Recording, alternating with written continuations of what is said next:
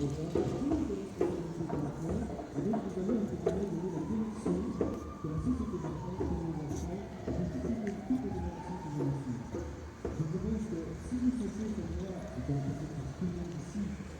envie, cette espèce de petite sensation que l'on partage, de motivation par rapport à la situation dans laquelle on est, continuez dans ce sens-là.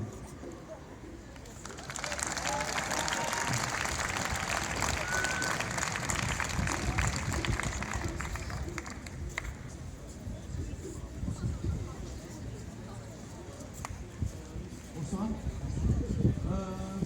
Voilà, j'ai deux, trois trucs dont je voulais parler, survoler.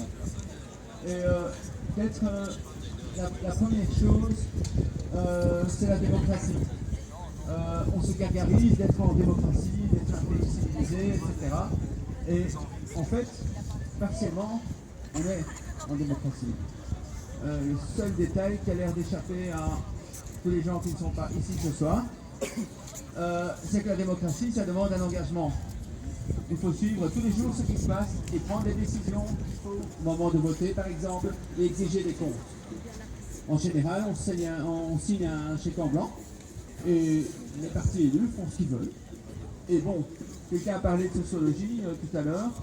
Il semble qu'il y a une étude qui a été faite et qui semblerait montrer que la masse, la foule, n'a pas une mémoire supérieure à 6 mois. Donc, dès qu'on est à 6 mois des élections, tout à coup, tout le monde redevient vaguement vertueux. Donc ça, c'était une première chose à laquelle je voulais attirer votre attention. La deuxième chose, on est un pays riche, paraît-il, je le crois, et pourtant, on arrive chaque fois à avoir des fins de mois difficiles. Là, je parle du gouvernement. Là, on est en train de courir après quelques milliards, mais on n'en parle plus trop. On commence à dire, et l'idée est en train d'avancer, il y a encore du pognon dans la sécu, il y a encore du pognon dans la sécu. Je ne sais pas, mais quand on parle des F-35, ces avions, je ne sais pas à quoi ça va servir. En tout cas, je sais que ça a coûté minimum 6 milliards. Minimum, parce que bon, je suppose que ça va dépendre des options, si on prend le GPS, les vitres teintées, j'en sais rien. Mais 6 milliards, quoi. Pour faire quoi? Pour aller bombarder des pays qu'on ne connaît pas pour des raisons bon. Et tous ces genres de choses, toutes ces économies, tout l'argent il est là. Donc en fait en réalité le problème que nous avons c'est un problème de choix. Parce que, vous savez, j'aimerais bien gagner ma vie. Et bien gagner ma vie, ça veut dire assez. Ça ne veut pas dire un montant, ça veut dire assez.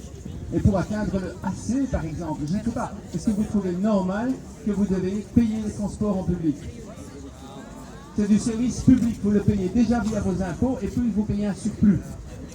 Et pourtant, ça ne marche pas très bien, on ferme des lignes, on ferme des gares, on tue des villages, on est en train de créer des mégapoles, et je suis sûr que si on fait un sondage, est-ce que vous voulez privatiser les transports publics? À 80% les gens vont dire oui. Alors que vous vous rendez bien compte que c'est un sous-investissement structurel et on casse les trucs.